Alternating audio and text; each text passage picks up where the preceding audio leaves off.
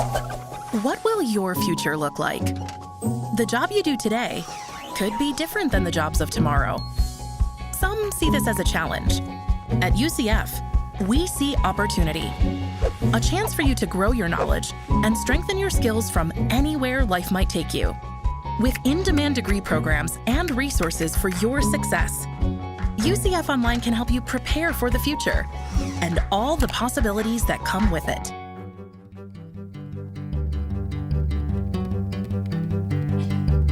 From the University of Central Florida's Center for Distributed Learning, I'm Kelvin Thompson. And I'm Tom Kavanaugh. And you are listening to Topcast, the teaching online podcast. Hey, Tom. Woo! Hey, Kelvin, and that didn't sound like you wooing. What was that? We have Can you try that again? We have another mystery woo. Who was that? Who is that? Who is that mystery wooer? Mystery wooer, please me. Identify yourself. I'm Jacob Bates. I'm from the Center for Distributed Learning at UCF. I'm the Tech Rangers team lead. The Tech Rangers team lead. Hey, Jacob, welcome to Topcast. How'd you find yourself here? Yeah, I don't think you've been on before. Well, I am part of a little exclusive group. You may have heard of it, called the Topcast Insiders. Trademark. This includes paid promotion. So I deciphered the clue in the IELOL special episode, I believe it was. And now I'm here. Wow. Woo! I'll give you a woo for that. Yeah. Wow. That's awesome. I wasn't think anybody would do that. I wasn't sure if being on this show was a prize or a punishment for getting it right or getting it wrong. But congratulations, you decoded Little Orphan Annie's ring and drink your Ovaltine. That's awesome. Yeah. That's what he actually said. Well, I'm glad to be here.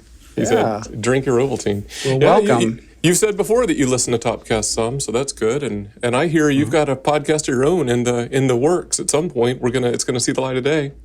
Yeah, we're working on it. We're actually taking a lot of feedback from our test episode, and we're trying to figure out exactly, just trying to iron things out, nail things down, and come up with a good show.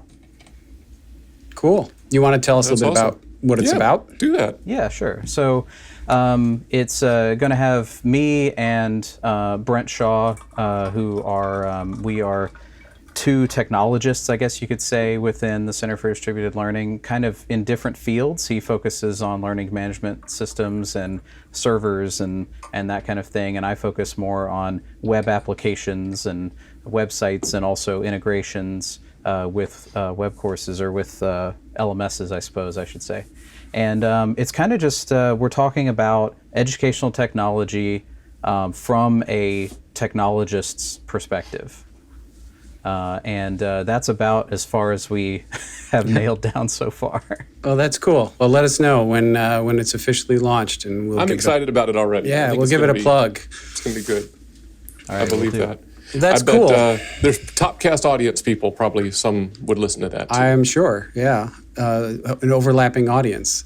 That's and right. It's probably this, having Jacob on the show makes me think we ought to talk at some point about that team, about Jacob's team and the work that they do, and the Tech Rangers. It's a part of our secret sauce, I think, here. Oh, for sure. Yeah, I would love to. I think we ought to do that. Have you back. Not so mystery woo. Yeah. Or something. Can I still woo, though? Yeah, absolutely. Okay. Absolutely. That's on my contract. That's the condition of... That's right. That's fine. Every 37 seconds, just a woo. Random. That's right. But feel free to stick around. See how the secret sauce is cooked, or whatever it is that we do here, and if you're still here at the end, we'll hear what you think about the episode. About that. All right, we'll do. All right, super. Well, Tom, that's been Topcast. I hope you've had a good. No, I think we've got a whole episode to do yet, right? Yes, we do. All right. So I see you drinking, and you poured me something. So I'm gonna add my Oh, before you add anything to it, you probably want to know what that is. Yeah, what is this? Well, first I should say, because we haven't done this in a while, for those of you just joining us, we do build this as a collegial conversation conducted over a shared cup of coffee, so we try to make a connection to the thematically selected coffee of the day here at the top of the show. So I'm going to take a little bit of a risk here, Tom. What does your coffee smell like? There is an aroma.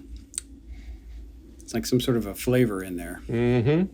I just wondered if you could decipher before you proofed it. All right, well, you can keep on proofing, and I'll give you a little bit more. So I know you have a bit of a scouting connection, and have on occasion, I would imagine, sat around many a campfire. Drinking bad coffee. That is true. This is far better than anything you drank around campfire, right? No doubt at all. Yeah. I can assure you of that. But perhaps you might have made, sitting around one of those campfires, one of those popular campfire desserts. Famous.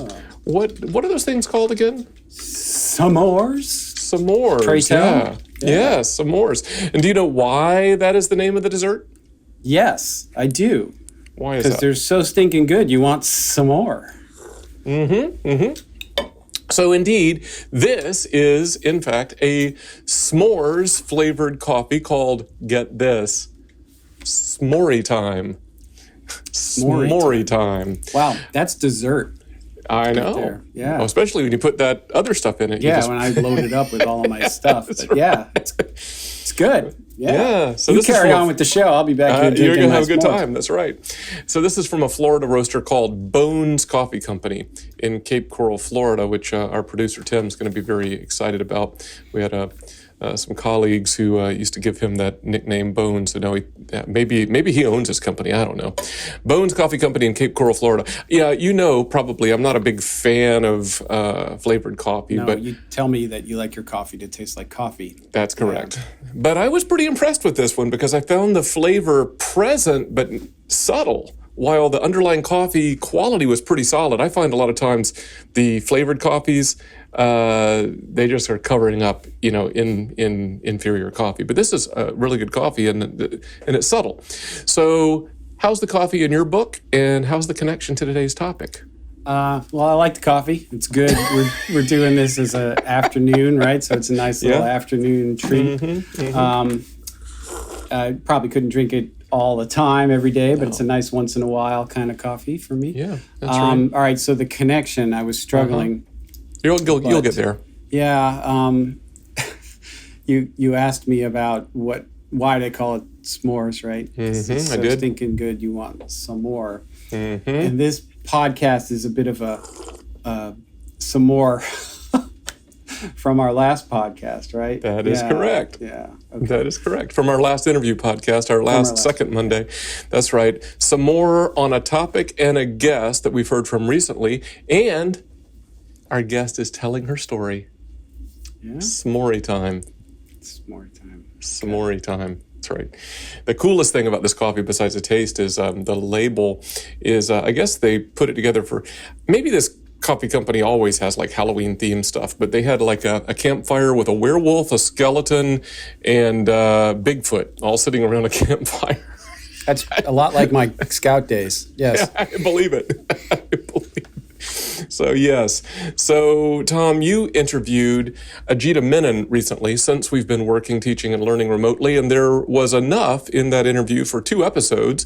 We heard from President Menon previously on episode 76 of Topcast, and today we'll get the second part of that interview.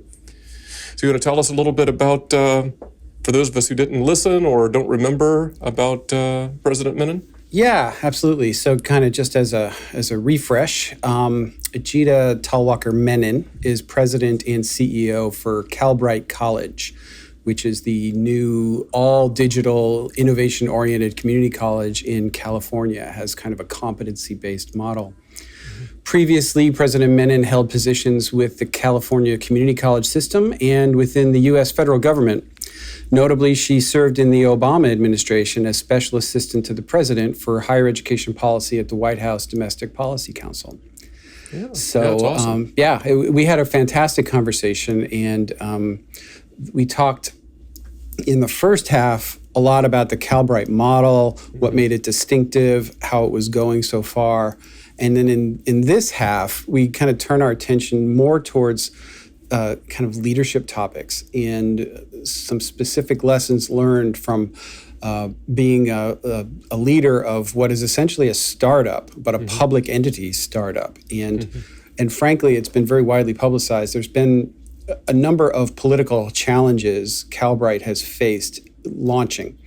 They've had some challenges with the legislature and retaining their funding that they have survived. They got cut, but they survived. But there has also been some questioning of whether or not it's a redundant offering by others within the California community college system who offer online learning, and trying to articulate the value proposition that Calbright offers to both policymakers and the public and to those who perceive you as a competitor, I think had some really interesting leadership lessons for our listeners.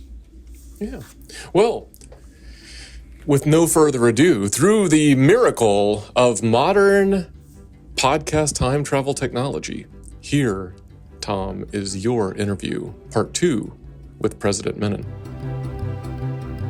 I'd like to now kind of turn the conversation to some of the kind of maybe broader leadership aspect of leading an institution. We haven't had the opportunity to talk to many college presidents on Topcast, and I think our listeners would be really interested in some of your insights. So, as a startup, not a lot of schools, universities have been built from the ground up in recent years, and as a startup, I've been following from 3,000 miles away and been rooting you guys on because I think it's important work. But you've had some successes and you've had some challenges, and I wonder if you can maybe reflect a little bit, kind of at a high level, and then we can dig into some of the specifics. Sure. I think our biggest challenge is really there's such a lack of understanding about an evolutionary model in higher education, an innovative model, what that actually means. And for most people, it means we're chasing after some flashy tech solution. And I think to peel back and understand what it takes to actually produce a model of and a build for a college that actually is predicated on not overly standardizing, but being able to be adaptable. It's such a foreign concept. And I think oftentimes it is met with either confusion or sometimes even fear, because new implies change, and it implies change for incumbent constituencies. And that can be very scary in ways that I think track even things like the rejection of the introduction of technology in certain aspects of the college experience, right? We've all experienced that. You've all experienced that. And sometimes it's this very credible question about, how does implementing something affect different communities differently?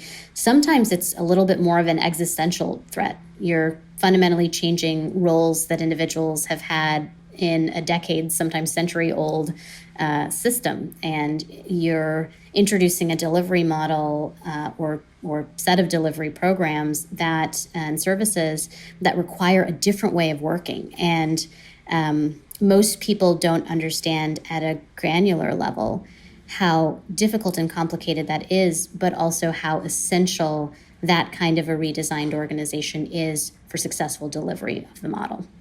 And so I think the outsized expectations for what a startup college should be credibly producing compared to what an established college with with the entire with all of their systems set up, with the sort of particular culture, all of those things being constant features. It has been difficult to explain to people how to judge the college and under what conditions. Like, we should be judging right now in the early stages around capabilities that the college is developing. We should be looking at our ability to really manifest learnings and improve upon them, right? Having a strong cycle around that process. We should be talking about how we are positioned to track data across the organization that provide the conditions under which improvement can occur. And we should be, measuring how we are setting up more permanent systems under our obligation as a public entity, as a public education institution. So I think there's a push towards outcomes too quickly, largely because the assumption is that there's a degree of ease and simplicity with which it takes to do all this work. And you, of course, know from your own implementation contexts, it's that part is not real, and it's hard because you want to always be able to say, actually, this is what didn't work, and it was just as important for us to understand the things that didn't work, to be able to respond to them and to be able to demonstrate that we can respond to them, as it is to have the perfect silver bullet solution, which, by the way, we don't have in conventional education, but status quo reigns supreme, and anything that differentiates tends to be received with skepticism. Yeah, and that's a great point. I wish we would share failure more often, because there's so much to be learned from it. And people, myself included, are hesitant to do so sometimes. Yeah. And I'm thinking kind of in your context. So we're at the fall of 2020 now, in the midst of the pandemic. But during the legislative session in California, it was sort of very public that there were some policymakers who weren't quite as supportive of the Calbright concept as maybe you might have wanted them to be. And I wonder what strategies do you have, or what have you done to help communicate the value of what you're doing? And that's one reason why some people don't share failures, right? Because you don't want it to be misinterpreted as a failure, as opposed to something you learned to make yourself better.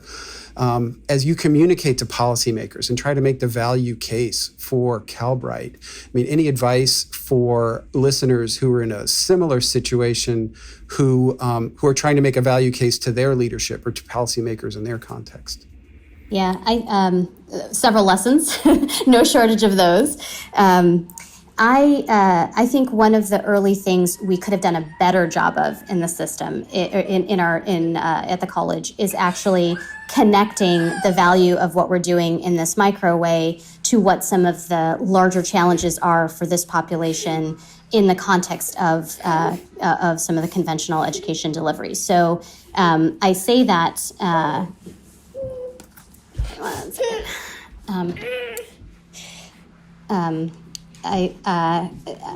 say that because I think we've taken a lot of corrective action in that regard. So if something seems so different and so disconnected, and not able to demonstrate the way that learnings here translate to improvements in a broader system context, I think that's an important piece that we're now focused on sharing with the legislature, and much of what the original legislation of the college was designed to be. It was designed to be an R&D function for the system, for this population approach. We are certainly building and raising to that capacity. I think it is important to communicate that, and it is important to follow that communication up with actual doing and demonstrations of that. So a lot of our work right now, in addition to ways in which we're improving what we're doing in terms of the programmatic and services offering, is to actually define those partnerships that help us get at some of the more intractable aspects of challenges that many of our sister institutions, many of our economic regions in California are facing. And we've done a lot more conversation and outreach and really listening to what some of those needs and challenges might be, to help us better position to solve for some of those with our institutions in partnership with other institutions. And so we've done two kind of signaling partnerships that I think are quite illustrative of that. One is a conversation that we're having with conversation, a pilot that we've launched with Bakersfield College. And that partnership is very much about really being able to provide a translation of the skills earned in Calbright to programs at Bakersfield College, a real illustration of how that handoff can occur for higher level upskilling. In Compton, the conversation was a bit different. There was we have a partnership with Compton College that's really focused on a co-located space that looks at populations where Compton College provides in community services like adult basic education, and how we might serve as a bridge to bringing folks in to Compton College itself. And it illustrates a gap that exists in that community. It exists in other communities as well, between how individuals in the populations that we're serving view education, have experienced often an educational trauma, whether it's at the college level or prior to that, in a way that has that has people not seeing that opportunity as a real and viable and accessible opportunity to them.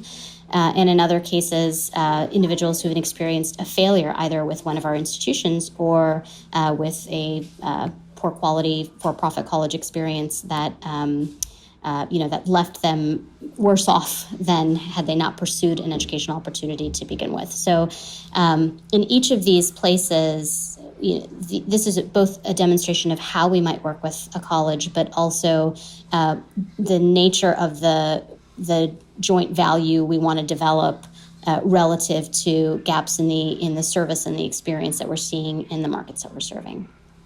Yeah, well, and those partnerships I thought were a really interesting development in the evolution of Calbright. I mean, one, it seems like it is definitely helping students, right? It's making these connections and providing a path for additional value for what you're offering. But from a kind of strategic standpoint, I think in many ways it takes other institutions who might have seen themselves as somewhat competitors and making them partners.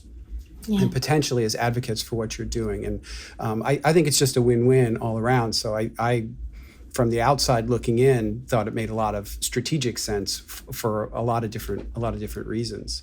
And I wonder, maybe the last question, in the context of the pandemic, especially, but maybe in any situation like this. So you were in the midst of a legislative session where there was a lot of publicity about whether or not the funding would be what you thought it would be for the college.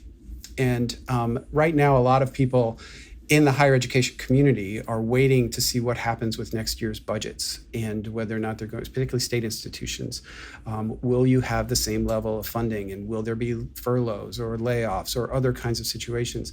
How do you communicate to your stakeholders in the midst of that kind of funding uncertainty that's so very public, that there's still a commitment to the mission, that there is stability, that we are going to keep pushing forward. We can't let this stop us from moving forward, whether that's to the staff itself, your faculty and staff, the students, other community stakeholders, whoever they might be, community leaders, or even policymakers. Like we're still forging ahead. So how do you continue to make sure that communication is going out, that hey, we're here and we're doing this work? Yeah, I think it is both a sprint and a marathon. The sprint part of it is really, again, demonstration by doing. So we figure out what we need to be doing, and then we talk about it. And I think that's going to be the most important thing about the next year. I think the other thing is, when we think about the challenges that institutions are facing, for example, around enrollments, and this was something that challenged some institutions differently, even pre-pandemic, I think we also need to think about the role that we play in enhancing that value for in other system institutions as well. And I mention that because I think what we're talking about if we really look at the data, is individuals who would not ordinarily find their way to an institution or be able to have longevity in that institution. That's primarily where we're focused on. So it's a for lack of a better word, a new market that provides opportunities if we serve them well at our college and at our sister colleges. And so I think as folks are thinking about where growth will occur at their own institutions, as CEOs and presidents are thinking about that, there's very few things that are additive. And a small, even if you were to dissolve Calbright and reinvest those resources in the system, the margin that you would get with that distributed investment versus the value you would get for individual system institutions as by having Calbright intact, but working towards some of these common deficits that are plaguing them.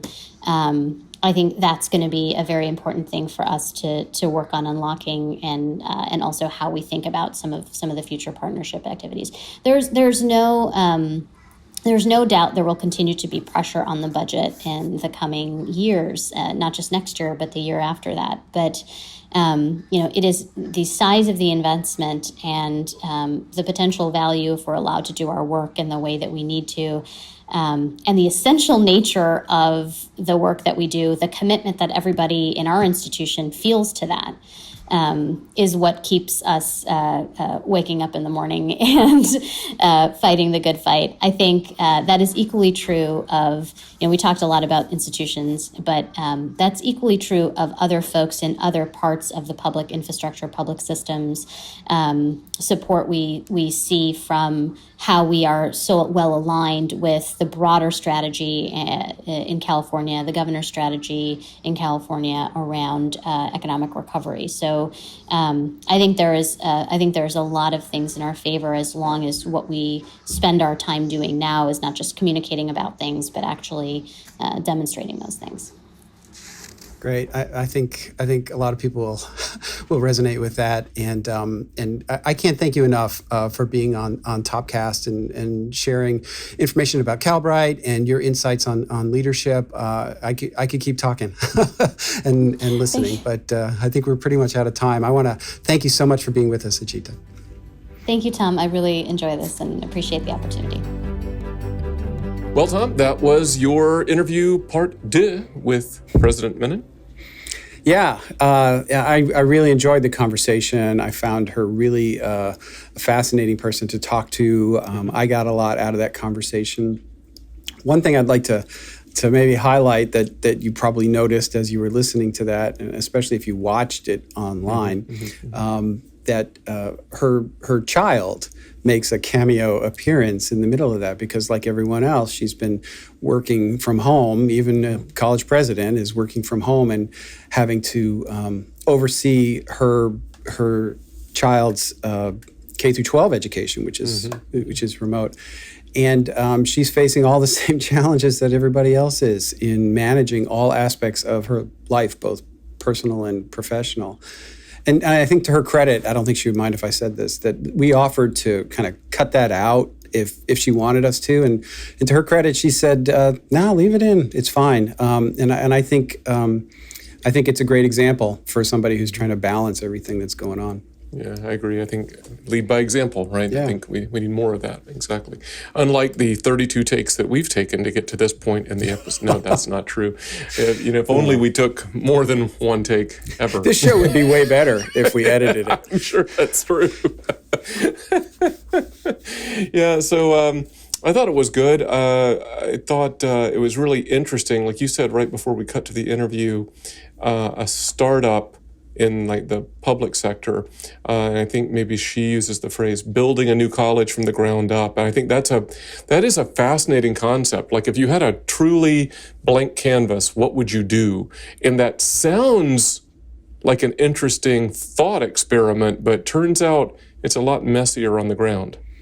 Oh, it is. And if you look at the context that she's in, where she has others in the community college system that don't exactly welcome Calbright into the fold. And have legislators that represent the districts that these other colleges are in that are actively advocating potentially against its existence, combined with a very challenging fiscal context currently with the pandemic, and they were looking to cut funding. How do you communicate a valid value proposition to all of these stakeholders so that you get them to be on your side? And that strategy that they're using of partnering now with a couple of these community colleges. I think it was in Compton and one in Bakersfield, if I'm not mistaken. I think so. And bringing them into your kind of coalition by offering value-added services to them, because you're not offering degrees, but so you can drive students to their institutions for degrees, brings them along as allies potentially for your cause, as opposed to setting yourself up as an adversary. I think it's a really smart strategic thing. I mean, not to mention all the benefit it has for the citizens of California, which is, I think, a good thing. It provides different ways to step into your educational journey, sort of that laddering idea. But just from a strategic standpoint, from a leadership standpoint, I think it's a really smart move, and I hope that she's able to craft more of these kinds of partnerships. Yeah, I think she even commented about connecting your value proposition to the concept was kind of like the felt needs of your stakeholders, and so what you've described as a living out of that. But I think that was good advice, especially as you said. I think she was pretty honest about kind of this startup kind of concept being faced with fear and resistance, and that's challenging. Like, when sounds good on paper, but in reality, you're a disruptive force and messing with the status quo, and sometimes, frankly, the status quo is there for a reason. Yeah. Well, you know what they say. I've heard this many times that resistance to change is typically fear-based. Right? Because if somebody is resisting a particular change, whatever it is, there's a fear that it will negatively impact them in some way. Sure. And overcoming that fear and providing an alternative narrative about how this change could potentially be good, it can be hard, and that's just work that has to be done. But it seems like she's on her way. Yeah, I did like her, I think it was toward the end, her comment that the budget comment, right? That even if you were to disaggregate the Calbright budget and send it back out, you still wouldn't get the same outcomes as centralizing them in a Calbright. I mean, I think that's a good, strong assertion. Yeah, I think she's right. I mean, because if you took what Calbright's currently getting and just distributed it around the ginormous California community college system, it would probably have very little impact on each of those individual campuses because it'd be so disaggregated. But instead, if you bring it all together, you can maybe have an impact. I think you're right. I think that's an important point. Yeah, I think it's good. We'll have to see what happens. Yeah. Well, I want to thank Ajita for taking the time to talk to us. Enjoyed the conversation, like I said, and thank Jacob for making a cameo appearance here on our podcast. Yeah, so you've made it from the beginning all the way to the end, and not many people can say that. Jacob, are you just as positive at the end of the show as at the beginning? Yeah, definitely. I mean, in fact, I'm probably in a better mood than I was at the beginning. We didn't even give you any coffee. Yeah, you should have some more. Well, I had some already. So. Oh, good. Oh, nice. What are you drinking? Should I ask you what you're drinking? I have one of the Lineage coffee single origins. I believe this one is from Ethiopia. Yeah. Okay. We could have you back anytime, especially if you're going to bring the coffee. That would be awesome. I would love to. All right, that's good. Well, Tom, you want to land this plane for us? Yeah. So maybe one way to kind of think about all of this is that focusing on the distinctives, the key value propositions will allow institutions to differentiate themselves, right? Both competitively and and to stakeholders who might be interested either as allies or or people who are questioning, and hopefully will help these institutions find their way towards continued relevance and impact. We all want to continue to be relevant these days. That's right. I know I do. Yeah. I know I do. We have time for a quick plug before we get out of here, you think? Let's just do it. I say All right. yes. All right. That's what I like about you, Tom. I say yes. Good. Well, hey, Topcast listeners, dear ones that you are, we are on Twitter. We've been on Twitter. We've been on Twitter since the beginning, but we don't always mention anything about it. Maybe you're on Twitter. Maybe you could be on Twitter. Each episode of Topcast gets salient points drip tweeted. That's almost like a coffee reference, Jacob. Drip tweeted in a mini campaign. Also, occasional special events and promotions are shared, and you can find us on Twitter at TopcastNow. Topcast NOW. Follow us, get some perks, get some drip tweets, make some coffee. Well, and That's it's a great way, because I know that account will occasionally tag people from the episode that we mentioned or other resources, and it's a great way to kind of go deeper into some of the things that we talk about if you want to. And get connected with the people that you hear on here or that we name drop or whatever. That's right. We're going to start name dropping random people and see if that ups our listenership. Let's try it. Okay. Cool. All right, Barack Obama, we're going to see if you turn into... No, maybe not. All right, well, until next time for Topcast, I'm Kelvin. And I'm Tom.